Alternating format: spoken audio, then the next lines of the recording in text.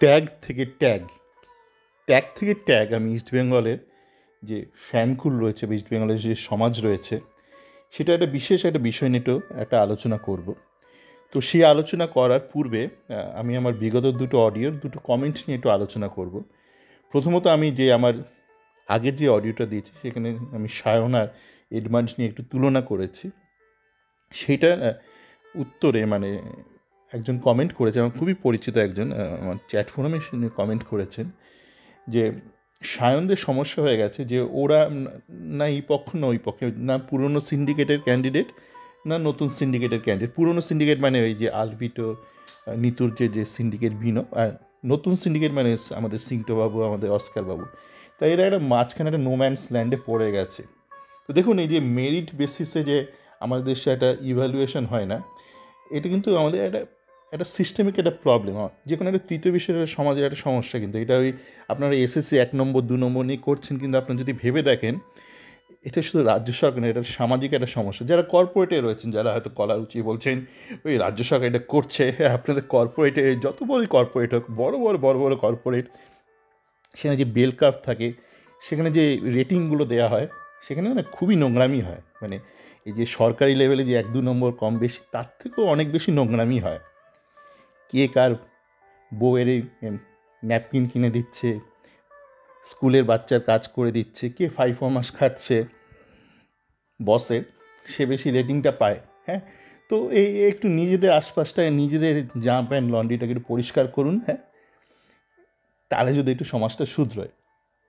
তো এই যে মেরিট, যে মেরিটের সমস্যা হচ্ছে, মেরিট বেসিস ইভ্যালুয়েশন সায়নের, সেটার জন্য আমি জানি না কতটা আমি এই নতুন সিন্ডিকেট পুরনো সিন্ডিকেটকে দোষারোপ করতে পারি। কেননা আমাদের সমাজে একটা পচন রয়েছে, ভীষণ একটা পচন। যেটা বললাম, শুধু ওই যে সরকারি লেভেল, কেন্দ্রীয় সরকার বা রাজ্য সরকারি লেভেলে না, একদম কর্পোরেট লেভেলে কিন্তু এটা রয়েছে। শুধু শুধু বঙ্গীয় সমাজে না, এটা গোটা ভারত জুড়েই রয়েছে। ঠিক করুন, তো তৃতীয় বিশ্বে পড়ে থাকবে না চিরকাল। এবার আরেকটা বিষয় নিয়ে বলি, এটা আমার তার আগের যে অডিওটা ছিল, অ্যাপোস, বা যেখানে আমি এসএসসিএনের যেই খেলা দেখা থেকে যে ত্রুটি বিচ্যুতিগুলো হচ্ছে টেকনিক্যাল, এবং তা নিয়ে যে লোকে খুব রেগে উঠছে, সেই অডিওতে একজন লিখেছেন যে এরকম অ্যাপ কেন কোনো বঙ্গীয় উদ্যোগপতি করছে না, বা কোনো বঙ্গীয় কোনো টেকনোক্র্যাট করছে না, ভালো প্রশ্ন, কেন করছে না, কোনো মানা করেনি করতে। তো এই বিষয়ে আমি একটু ভিন্ন মত পোষণ করি। আমি ঠিক ওই বাংলা পক্ষের মতন নয়। দেখুন, আজকের দিনে দাঁড়িয়ে 2025-এ দাঁড়িয়ে আপনাকে যদি এগোতে হয় জীবনে, আপনার রাজ্যকে, আপনার শহরকে, আপনাকে কিন্তু একটুখানি ডাইভার্সিটি রাখতে হবে। ধরুন আমেরিকা, কেন আমেরিকা হয়েছে? আমেরিকাতে তো এইসব রেড ইন্ডিয়ান ওটা আমেরিকা করেনি। বিভিন্ন উদ্যোগপতিরা ইউরোপ থেকে গেছে, ভালো ভালো মগজ গেছে সেখানে, গিয়ে সেই দেশটাকে তৈরি করেছে। তো উদ্যোগপতি বা ইনভেস্টার, তারা ইন্টেলেকচুয়াল ইনভেস্টার হোক, তারা যত বেশি আপনার কাছে আসবে, আপনার রাজ্যে আসবে, কলকাতা আসবে, বাংলা আসবে, সেটা ভালো। সেখানে হয়তো বাংলা অবাঙালি করলে চলবে না, কিন্তু আপনাকে যেটা দেখতে হবে যে আপনার সমাজটা যাতে প্রোটেক্টেড থাকে। ধরুন আপনার সমাজে তো বিভিন্ন ইন্টেলেক্টের মানুষজন থাকবে, সবাই তো আপনার ইঞ্জিনিয়ার, ডাক্তার, চার্টার্ড অ্যাকাউন্টেন্ট হবে না, উকিল। কিছু লোক থাকবে যে 8 পাস, কিছু লোক থাকবে 10 পাস। সেই ধরনের লোকদের কিন্তু প্রোটেকশন দরকার। দেখুন, আপনি যদি ইঞ্জিনিয়ার হন, আপনি যদি ডাক্তার হন, আপনি আজকের দিনে দাঁড়িয়ে যেখানে সেখানে আপনি চাকরি পেয়ে, ব্রাজিলিয়ান ফুটবলারদের মতন, ব্রাজিল তৈরি করে দিচ্ছে ফুটবলার, তারপর তারা ইউরোপে চলে যাচ্ছে 19-20-র মধ্যে। যদি না যেতে পারে, তাহলে 21-21-এর মধ্যে তারা জাপানে চলে যাচ্ছে, সৌদি আরবে চলে যাচ্ছে। জানেন 21 হয়ে গেছে, আর হবে না। এখন আমার ইন্ডিয়া আন্ডার 23 খেলছে, দামরাগুলো আন্ডার 23 খেলছে, সেখানে আমার অনেকে বয়স ভারীও খেলছে। বলছে একে খেলাও, এ খেলা ইন্ডিয়ান ন্যাশনাল টিম জিতবে। তাও তো 27-28 হয়ে গেছে, আন্ডার 23 সার্টিফিকেট নিয়ে খেলছে। আবার আন্ডার 23 অরিজিনাল হলো আজকের দিনে দাঁড়িয়ে, বলে যে বললাম ব্রাজিলিয়ানরা যদি তাকে 19-20-র মধ্যে ইউরোপে কিছু না করে উঠতে পারছে, দেখুন না চট করে 21 বছরে জাপান চলে যাচ্ছে, কি মিডল ইস্টে চলে যাচ্ছে। মানে ওই বয়সের পরে কিছু করা নেই আজকে দিনে দাঁড়িয়ে 2025-এ। এবং আন্ডার 23 ব্যাপারে খুব রিডান্ডেন্ট। আন্ডার 23 কী করে, ভারতে যেটা করে হচ্ছে কিছু এজেন্ট আছে, আমার ক্যান্ডিডেটকে ঢুকিয়ে দাও আন্ডার 23 ইন্ডিয়া টিমে, ঢুকিয়ে দিয়ে এবার আইএসএল একটা কন্ট্রাক্ট করিয়ে দাও, সায়নরা পড়ে থাকুক, আমার আন্ডার 23 ক্যান্ডিডেট ঢুকে যাক। তো এই হলো গিয়ে আপনার যেটা বলার ছিল, সেটা হচ্ছে যে আমাদের সমাজে যেটা দেখতে হবে যে ইনভেস্টার যেই হোক না কেন ইনভেস্ট করুক বাংলায়, কিন্তু যে চাকরিগুলো হচ্ছে সেখানে যেই আনস্কিল্ড ওয়ার্কগুলো সেগুলো যেন অন্য রাজ্য থেকে না আসে। কেননা আনস্কিল একটা বাংলার একটা লোকের পক্ষে কিন্তু চট করে গিয়ে অন্য রাজ্যে গিয়ে বা অন্য দেশে গিয়ে কাজ করাটা করে সহজ নয়। একজন স্কিল্ড যে রিসোর্স, হ্যাঁ, যে লেখাপড়াটা জানে তার পক্ষে কোনো ব্যাপার না, সে এদেশ ওদেশ যে কোনো জায়গায় চাকরি খুঁজে নেবে। তো ফার্স্ট প্রায়োরিটি থাকা উচিত যে আমার যারা আনস্কিল্ড বা যারা হয়তো মানে প্রথাগত শিক্ষা যাদের নেই তাদের চাকরিটা যাতে সুরক্ষিত থাকে। তো সেক্ষেত্রে আপনার এই অ্যাপ বাঙালিও করতে পারত। তবে এই যে অ্যাপটা রয়েছে সেখানে একজন বাঙালিতে আছে জানি, তমাল আছে, তমাল ঘোষাল আছে, আপনার রাহুল, এরা মিলে করেছে এই জিনিসটা, শুধু একদম পুরোপুরি মানে অবাঙালি ব্যাপার নয়, আছে একটু বাঙালিয়ানাটা আছে এর মধ্যে। কিন্তু যেটা দেখতে হবে যে যারা এই কর্মকাণ্ডের সাথে যুক্ত সেগুলো যেন এই আপনার এই অন্য রাজ্য থেকে আনস্কিল ওয়ার্কফোর্স না চলে আসে। আনস্কিল ফোর্সকে আপনাকে প্রোটেক্ট করতে হবে, সমস্ত দেশ করে।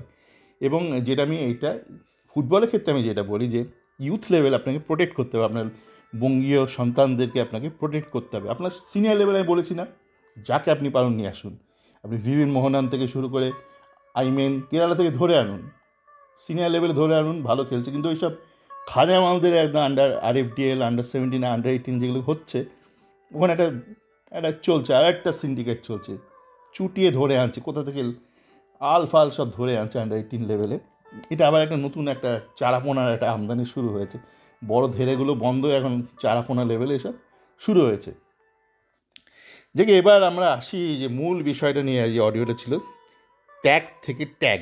বাঙালি একসময় ত্যাগই ছিল, ত্যাগ করতো, এখন ট্যাগই হয়ে গেছে, যা পাচ্ছে ট্যাগ করছে। কী নিয়ে এখন দেখছি লেটেস্ট ট্যাগ চলছে ইস্টবেঙ্গল ফ্যানদের আরও বিশেষ করে, ওই দেখছি SSCN অ্যাপ নাকি কোথাও কার্ড চলছে না, মনোময়দার চলছে না বলে ট্যাগ করে দিচ্ছে। কাকে ট্যাগ করছে? রাহুল টোডিকে ট্যাগ করছে। ভাই জানি না, মানে ধরুন আপনার ইলেকট্রিসিটি চলছে না, অনেকে দেখি সমস্যা হচ্ছে, আমি তো দেখি তারা CSCর কাস্টমারকে ট্যাগ করে, আমি তো কাউকে দেখি না ওই সঞ্জীব গোয়েঙ্কাকে ট্যাগ করে দিচ্ছে। বা আপনার ধরুন টাটার কোনো কিছু হলো, আমি তো কখনও কাউকে দেখতাম না রতন টাটাকে ট্যাগ করে দিচ্ছে। কি আপনার জিও কাজ করছে না, আপনার জিও ইন্টারনেট কাজ করছে, আমি কাউকে দেখি না ওই আম্বানিকে ট্যাগ করে দিচ্ছে।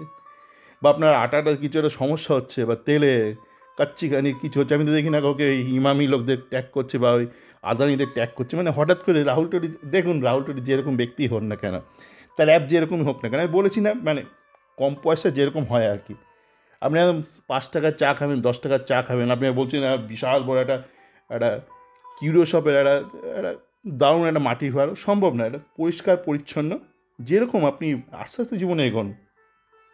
এত হাইফাই করলে হবে? এত হাইফাই করলে হবে না, না? এত রাগ কিসের? মানে টিভিতে দেখাচ্ছে না ভাই, টিভিতে আপনি যদি মাঠে যান, আমি তো দেখলাম যে কল্যাণীতে যেরকম একটা বাস ক্রিয়েট হয়েছে, যদি ধরুন এরকম হতে থাকে, যদি নামধারীর সাথে 14 তারিখ ম্যাচ, যান না মাঠে যান, ভালো করে যান, ফাইনালটা তো ইস্টবেঙ্গল মোহনবাগান, দেখবেন কোনো না কোনো টিভি চ্যানেল নিজে থেকে একটা টাকা ফাঁকা দিয়ে একটা অফার করে তখন অ্যাপেও দেখাবে, টিভিতেও দেখাবে, কেউ তো মানা করছে না। মানে ও তো বসে আছে, ওই রাহুল টোডি দেখুন, ও একটা কী বলবো, মানে বিশাল কিছু না, ও একটা ফুটবল নিয়ে কিছু একটা করার চেষ্টা করছে, যে অন্তত এই বেটিংটা থেকে আলাদা করার চেষ্টা করছে, অন্তত সেইটা তারিফ আমাদের করতেই হবে। আগে যেগুলো যারা কলকাতা ফুটবল লিগ দেখাতো বিনা পয়সায় দেখাতো, কিন্তু আপনার পৌষ মাস হতো, প্রচুর মানুষের সর্বনাশ করতো। আপনি বলতে পারেন আমার তো পৌষ মাস হয়েছে, আমি কেন কিছু বলবো না আপনাকে? আপনি আবার সামাজিক জীবন হন তাহলে, আপনি যেই রঙের পার্টি হন না কেন, যেই নীল গেরুয়া লাল হল, আপনি তাহলে সমাজে একটা অসামাজিক প্রাণী। আপনি শুধু নিজেকে নিয়েই ভাবছেন। গরিব মানুষ চলে যাক, সে বেটিং করে একদম মিশে যাক, তার বউ বাচ্চা রাস্তায় নেমে যাক, আমি তো বিনা পয়সায় ভালো একটা ঝকঝকে ছবি দেখছি। এতটাও না হবেন না, অমানুষ হবেন না। তো যেটা ঘটনা হচ্ছে যে আপনার ধরলাম আপনার অ্যাপটা কাজ করছে না, ফোন করুন, কাস্টমার কেয়ার আছে, ফোন করে গালমন্দ করুন, হয় বলুন পয়সা ফেরত দাও, না তো অ্যাপটা চালাও। ম্যাক্সিমাম লোকের চলছে, আমার তো কবে থেকেই চলছে, 700 টাকা দিয়ে কেনায়, এরকম অনেকে, আমার বাবারও চলছে। কিছু কিছু সমস্যা থাকতেই পারে, এই যে বললাম কম পয়সার অ্যাপ, তারা তো কাস্টমার কেয়ারও সেরকম 24 ঘন্টাও নেই, কাউকে তো পার্ট টাইমে রেখে দিয়েছে, সে তো ইংরাজিও বলতে পারে না। কম পয়সা হলে যা হয়, আপনাকে এমনি দামি কিছু কিনলে 1 টাকা হয়তো একটা গালাগাল দেবেন হয়ে যাবে, একটা ইংরাজি গালাগাল দেবেন হয়ে যাবে। এইখানে 10বার ইংরাজিতে গালাগাল দেবেন, সেই গালাগালটা হয়তো বুঝতে পারবে না, মানে এসএসসিএনের যে কাস্টমার কেয়ার সে তো ইংরাজি গালাগালও বুঝতে পারবে না, তাকে বাংলায় হয়তো গালাগাল দিতে হবে। তো দেবেন, আর কি এসে যায়, দুবারের বদল 3বার গালাগাল দেবেন, কাজটা করিয়ে নেবেন। ও ট্যাগ করি কীভাবে, ট্যাগ করছে, মানে সবাই ট্যাগ করছে কেন ভাই, তোমাদের পয়সা দিচ্ছে না বলে? এই দালালগুলো যখন তোমাদের দালালি করায়, বলায় মার্ক নিয়ে পোস্টার বানাও, অতুলকে নিয়ে পোস্টার বানাও, জেসিনকে নিয়ে দাবি দাওয়া করো, বা জেসিনের সাথে সামনে নাম গুঁজে দাও, তখন তো ত্যাগ করো না, তখন তো ত্যাগই কত, মনে হয় কত ত্যাগই তোমরা। এই হয়তো পয়সা দিচ্ছে না, এত গরিব যে তোমাদের পয়সা দিতে পারছে না, যেমন কম পয়সাতে আর এই কি 200 টাকা না 100 টাকা দেখাচ্ছে, তেমন হয়তো তোমাদের দিতে পারছে না, তাই তোমাদের তো ত্যাগ করছো, আবার রিটুইট করছো। এসব থেকে বেরিয়ে আসো ভাই, এসব বেরিয়ে আসো, এসব ট্যাগ ফ্যাগ করে না জীবনে এগোতে পারবে না। এ জুনোমুড়ে করে কী করবে ভাই বলো তো? যাকে আপাতত এখানে রাখছি, একটু ট্যাগি হন, ট্যাগিটা একটু কম হন, ভালো হবে। চলো, ভালো থাকবেন।